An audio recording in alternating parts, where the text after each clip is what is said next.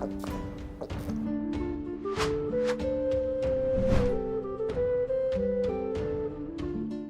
Moin, hallo und herzlich willkommen zu einem neuen Video hier auf meinem Kanal. Heute gibt es hier eine Runde Shakes and Fidget. Ich hatte ja vor ein paar Wochen mal euch das Video gezeigt, wo wir auf die stärksten Nekromanten der Welt eingegangen sind, und dort habe ich euch auch diese Rangliste hier gezeigt, und in dieser Liste hat sich ein neuer Name nach oben gespielt, sag ich mal, der vorher noch nicht ganz so hoch gewesen ist. Und zwar, ja, seht ihr es vielleicht schon, der Turor ist wieder am Angreifen. Ja, der Mythos schlechthin in der SF-Szene. Es ranken sich viele Legenden und ja, Mythen um ihn und seine Person dahinter. Und hat auf jeden Fall für viel Aufruhr gesorgt in der Vergangenheit. Wir haben ja auch schon zig Videos dazu gemacht. Die einen hassen die Thematik über Turor und was er macht. Die anderen verfolgen es neutral. Die anderen ja, finden die Projekte cool, aber es ist halt auch immer wieder so dieser Zwiespalt. Fängt was an, lässt es liegen. Fängt was Neues an, lässt es liegen. Steckt am Ende des Tages, aber, und da sollten wir ihnen, denke ich mal, alle dankbar sein, ja, sehr hohe Beträge in das Spiel, die am Ende des Tages auch irgendwo die ja, Sachen finanzieren, womit wir dann halt eben jeden Tag hier halt einfach ja, das Spiel genießen können in diesem Umfang, und es ist halt eben ein Hardcore-Payer. Und hat jetzt mit den Nekromanten jetzt anscheinend hier wieder ein neues Projekt angefangen. Wir wissen ja, er hatte schon oftmals versucht, öfter irgendwelche kranken Sachen auf die Beine zu stellen. Das ist dann alles nach hinten losgegangen, mehr oder weniger. Zum Beispiel auf F8, was früher S7 war. Dort hatte er versucht, der stärkste Assassine der Welt zu werden und wollte quasi den momentan stärksten Assassinen Caesar vom Thron stoßen.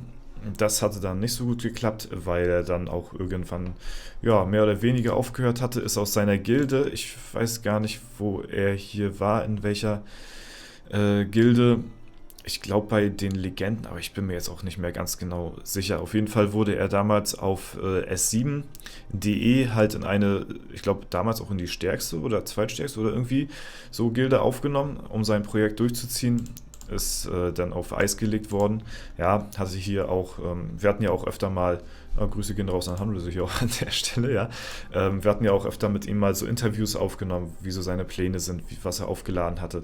Pilze in Millionenhöhe, Legendary Dungeon Runs, ja, weiß ich nicht, die jenseits von Gut und Böse sind. Und ja, dann natürlich, ne, wenn wir schon mal gerade dabei sind, wenn wir hier auf F7, auf den Fusionsserver 7 gehen, wo momentan sein Main-Account ist, wo sich ja auch schon, ich mache mal ein bisschen heller hier, wo sich auch sehr viele Sagen und Mythen drum ranken, weil der Account ja vorher 3Ark hieß, der wurde sich dann halt zu Turor umbenannt. Da steht halt im Raum, wer ist es jetzt nun? Es verbirgt sich dahinter Turor. Viele gehen davon aus, dass er das ist, weil er schon immer einen Late-Game-Account haben wollte. Er verneint, dass er das ist, weil wenn er so einen Account hätte, hätte er den schon anderweitig in die Höhe gepusht. Und ja, da ist natürlich auch immer noch nach wie vor relativ viel Spekulationsraum möglich, und jetzt momentan gerade wieder auf EU9 das neue Projekt hier von ihm wahrscheinlich angefangen. Ich weiß nicht genau, ich habe auch keinen Kontakt mehr so zu ihm großartig, was hier seine Ziele und Pläne sind. Auf jeden Fall hatte er hier auch mehr oder weniger eine Aufholjagd gestartet, hatte hier am 24.03.2024 angefangen. Also ja, ein bisschen länger als einen Monat auf jeden Fall. Hatte sich dann innerhalb kürzester Zeit auf Stufe 300 hochgepusht, befindet sich jetzt momentan gerade in der Dungeon-Pause und ist jetzt hier schon wirklich statpunkt-technisch so weit oben mit dabei, und hat hier quasi andere Leute, ja, die hier schon vielleicht auch ein bisschen länger spielen auf dem Server. Auf jeden Fall würde ich mal sagen, überholt. Ja, es ist auch, das ist mir zum Beispiel auf der Suche danach, ist mir das Bild auch aufgefallen, und zwar hatte das unser polnischer YouTube-Kollege Neutral hatte das in seinem Video gezeigt, dass er halt eben hier auch zum Legendary Dungeon 800 Runs hier zum Beispiel einfach mal so gekickt hatte auf dem Account hier und sich dementsprechend halt auch hier statpunkt-technisch in kürzester Zeit ja komplett durch die Decke gegangen ist, wie Heizungsrohre. Und ja, jetzt vielleicht so ein bisschen auf der Jagd danach ist, eventuell einer der höchsten, beziehungsweise von den Statpunkt-technischen her einer der besten Nekromanzen der Welt zu werden. Mich wundert's, er macht immer so eine ja, komischen Moves, wenn Sachen zum Beispiel auch schon lange draußen sind, weil am schlausten wäre es ja für ihn gewesen, wenn er vielleicht danach strebt, der Beste irgendwo in der Klasse zu sein, dann halt eben auch von Anfang an vielleicht auch schon mit am Start zu sein. Zum Beispiel, wenn jetzt die Klasse released worden wäre, dann halt einfach auf einen älteren Server zu starten und dann halt eben dort sein Progress zu machen. Wie gesagt, das Ganze ist ja beim Assassin schon mal gescheitert und da wollte er sich halt eben, hat er den Assassin ausgesucht, weil es halt eben auch einer der stärksten Klassen im Late Game ist, halt eben dafür entschieden, weil er halt auch eben diesen wir wissen ja alle seine Pläne, die er damals hatte, aufgrund der Fragen, die ich ihn ja auch gestellt hatte. Ne? Zwecks ja, Mine skippen, dann ja relativ oder Mine unten lassen, dann für wenig Pilze, viele Steine skippen, Statpunkte pushen etc. pp. Dadurch, ne? Ganz verrückte Sachen. Und ja, am Ende des Tages ist da nicht viel draus geworden. Ich kann natürlich auch verstehen, dass ja, viele, wenn man den Namen hört, auf jeden Fall, dass immer der für Aufruhr sorgt. Ich am Ende des Tages sehe es einfach so, ich finde es sehr unterhaltsam, was er hier macht. Ich verfolge das auch auf einer gewissen Art und Weise gerne. Ich finde es schade, dass er bisher noch nie irgendwo so ein Projekt extrem krass durchgezogen hat. Wie gesagt, auf dem Account, also da können wir uns jetzt sicher sein, dass das hier wahrscheinlich Tura ist. Aber zum Beispiel auf dem Account hier, da weiß man es bis zum heutigen Tage nicht. Achso, nee, doch, das ist Tura, das ist ja auch sein Profilbild, wo sie ja auch schon, ne, also er hat schon seine Fußstapfen, sag ich mal, hier in der Szene hinterlassen, wo man ja auch, ja, naja, mit verschiedenen Thematiken beziehungsweise Theorien ja, so in der Vergangenheit befasst hatte, okay, ist das jetzt nun sein Bild?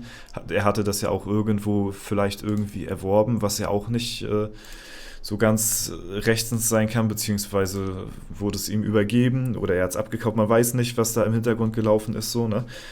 Deswegen, ja, auch zum Beispiel auf der Seite von Eddie, der ja auch die Avatare zum Beispiel alle auf eine Seite hinterlegt hatte. Da hatten wir uns ja auch mal den Text zu Tura durchgelesen und da ist es auch nochmal ganz schön zusammengefasst worden, was ja, er bisher hier so alles in der Szene schon so abgerissen hatte.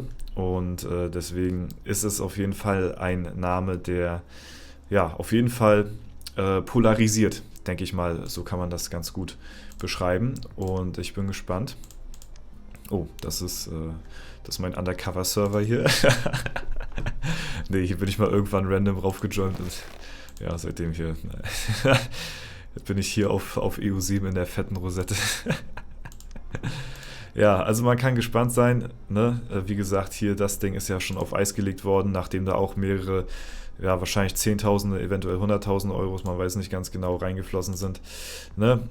Jetzt halt eben auf, wo war das hier, auf EU7, ne? Da war es, glaube ich, hier. Ne, warte mal, auf EU9 war das, ne?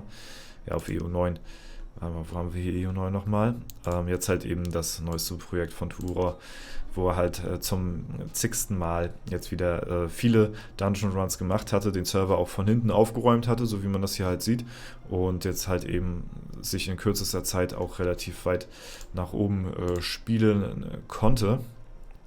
Wenn man das mal alleine hier von der Statistikseite aus betrachtet, sieht man ja, wann er hier angefangen hatte und wie schnell er sich hier in die Top-Ränge hier reingespielt hat, ne? In die Top 20 hier. Also das ist wirklich extrem beachtlich, muss man mal so sagen, wie schnell das auf jeden Fall bei ihm ging. Ne? Und ich denke mal, ja, hier, ich weiß nicht ganz genau, hier wird wahrscheinlich so ein Weg gewesen sein, wo er halt eben zum Anfang viel gepusht hatte, eventuell einen kleinen Stopp gemacht hatte, auf gewartet, bis Legendary Dungeon kommt, sich komplett neu umequipped hatte und dann hier nochmal komplett abgerissen hat, was hier was die Statistik angeht, und seitdem her sich halt wahrscheinlich hier so in den Top-Bereichen auf jeden Fall auffällt. Also da steckt auch, hinter so einer Entwicklung steckt auch nicht wenig Geld drin. Deswegen auch das Foto, was ich euch vorhin gezeigt hatte mit den 800 Runs, wahrscheinlich auch nicht wirklich fake oder so, sondern hat er halt wirklich anscheinend hier auf dem Server auch so umgesetzt.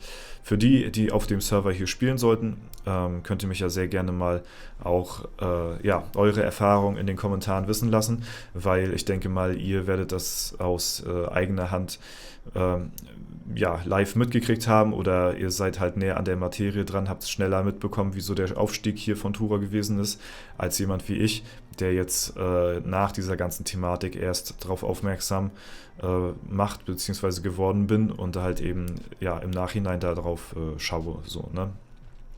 Aber auf jeden Fall werden wir gucken, wo sie die Reise hingeht. Jetzt heißt es für ihn erstmal ja, ein Jährchen Dungeon-Pause überstehen. Dann reden wir weiter, denn bisher ist es ja, schwierig gewesen. Man hat es ja gesehen an den Langzeitprojekten.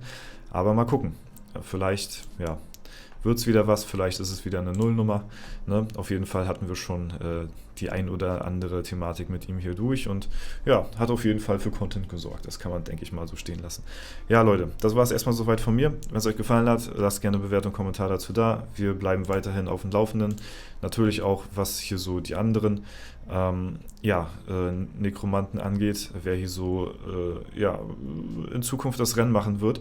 Denn momentan sind ja hier, weil die Klasse ja noch nicht so lange draußen ist, alle in der Dungeon-Pause, und danach wird sich dann halt zeigen, es wird schwierig werden, denke ich mal, weil es haben sich hier bestimmt einige auf die Fahne geschrieben, der stärkste Nekromant zu sein. Und ja, wenn man jetzt so einen Turor im Nacken hat, der ja eventuell das gleiche vorhat, ne? Zwar jetzt vom Level her ein bisschen behind ist, aber durch extremen Geldvorteil nachher im Late Game Stat-Punkt-technisch das Feld nochmal anders aufräumen kann, wo vielleicht jemand wie Jurik sagt oder der Steph Seidel, ja, sagt sich so, okay, das ist es mir jetzt nicht wert, hier im Late Game noch, was weiß ich, 1000 Euros in das Game reinzustecken, was man natürlich auch komplett nachvollziehen kann. Bitteschön, ja, aber man hat ja eben auch gesehen, dass meistens auf diese Langzeitprojekte es gar nicht erst bis dahin kam. So, ne? Deswegen, genau, warten wir das Ganze erstmal ab, lehnen uns zurück, genießen die Show. Und dann wird sich in Zukunft dann zeigen, wer hier auf Dauer denn das Rennen macht. Denn wie ihr natürlich wisst, ist Shakes and Fidget ein Marathon und kein Sprint. Das soll es soweit gewesen sein. Ja? Bis dahin wünsche ich euch jetzt erstmal soweit einen wunderschönen Wochenstart. Und wir hören uns natürlich die nächsten Tage wieder. Und ich verabschiede mich erstmal. Danke fürs Zuschauen. Haut rein und bis zum nächsten Mal.